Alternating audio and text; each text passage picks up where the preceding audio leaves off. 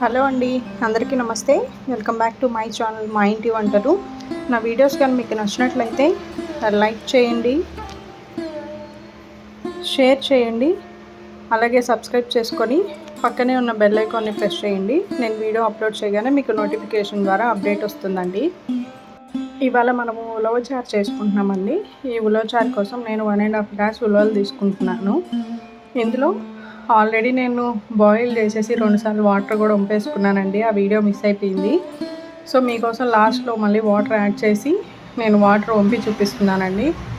చూడండి, ఉలవలు బాగా ఉడికాక ఆ వాటర్ని మనం ఈ విధంగా వంపేసుకోవాలండి. ఒక 2-3 సార్లు వంపుకుంటే చాలు. కొంతమంది కుక్కర్లో కూడా ఉడకపెట్టుకుంటారండి. వాళ్ళు ఒకేసారి వాటర్ ఎక్కువ వేసుకొని ఉడకపెట్టుకొని తర్వాత డ్రైన్ చేసుకోండి. చూడండి, ఇప్పుడు నేను వంపేసిన వేడి నీళ్ళల్లోనే చిన్న నిమ్మకాయ సైజంత చింతపండు వేసానండి. అది నానేలోపు మనం రసం పౌడర్ పట్టుకుందాం. 1 స్పూన్ ధనియాలు వేసాను, 1/2 స్పూన్ మిరియాలు, ఒక 1 స్పూన్ జీలకర్ర వేసానండి. జీలకర్ర వేసేసుకున్నాక 2 ఎండుమిరపకాయలు వేసుకుంటున్నానండి. ఇప్పుడు 2 పెద్ద స్పూన్లతో ఉలవలు వేసుకొని మిక్సీ పట్టేసుకుందామండి. అలాగే లాస్ట్లో వెల్లుల్లి వేసి కూడా మిక్సీ పట్టుకోండి. ఇప్పుడు ప్యాన్ పెట్టుకొని ఒక 1 స్పూన్ ఆయిల్ వేసుకొని ఆవాలు వేసుకుందామండి. 1/2 స్పూన్ జీలకర్ర వేసుకున్నాను. ఒక 2 ఎండుమిరపకాయలు వేసుకున్నానండి. వెల్లుల్లి కూడా ఒక 4 వేసుకొని ఒకసారి కలిపేసుకొని కరివేపాకు వేసుకొని ఒకసారి కలిపేసుకుందామండి. ఇప్పుడు మనం ఆల్రెడీ పొడి పెట్టుకున్నాం కదా, అది కూడా హాఫ్ వేసి ఒకసారి ఆయిల్లో ఫ్రై చేసేసుకుందామండి. ఊరికే కొంచెం పచ్చివాసన పోయేలాగా.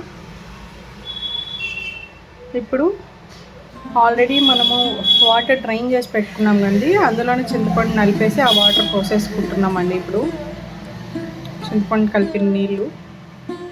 ఇప్పుడు ఒక 1/2 స్పూన్ పసుపు, 1/2 స్పూన్ ఉప్పు వేసుకుంటానండి. చూడండి, మిగిలిన పౌడర్ కూడా వేసేసుకోవాలి లాస్ట్లో.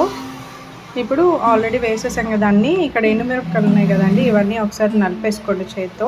దీంట్లో కారం అంతా రసంలోకి రావాలి కదా, ఇంకా మనం ఏం కారం యాడ్ చేయట్లేదు, అందుకనే ఇవన్నీ నలిపేసుకొని ఉప్పు పులుపు అన్నీ మీ టేస్ట్కి తగ్గట్లు అడ్జస్ట్ చేసుకొని ఒక 5 to 7 మినిట్స్ వరకు బాయిల్ చేయండి రసంని. ఈ విధంగా నురుగ్గా వస్తే చాలు, కంప్లీట్గా బాయిల్ చేయొద్దండి, టేస్ట్ మారిపోతుంది. ఇప్పుడు లాస్ట్లో కొత్తిమీర కరివేపాకు యాడ్ చేసుకొని ఒక 2 మినిట్స్ ఆగాక ఆపేసేయండి. వీడియో నచ్చితే లైక్ చేయండి. టేస్ట్ ఎలా ఉందో కామెంట్లో చెప్పండి.